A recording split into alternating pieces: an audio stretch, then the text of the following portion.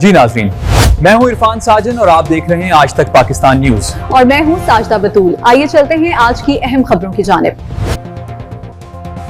Monsoon शजरकारी मुहिम के तहत डिप्टी कमिश्नर एहसान अली जमाली ने मेला ग्राउंड बखर में पौधा लगाकर शजरकारी मुहिम का बाकायदा आगाज कर दिया।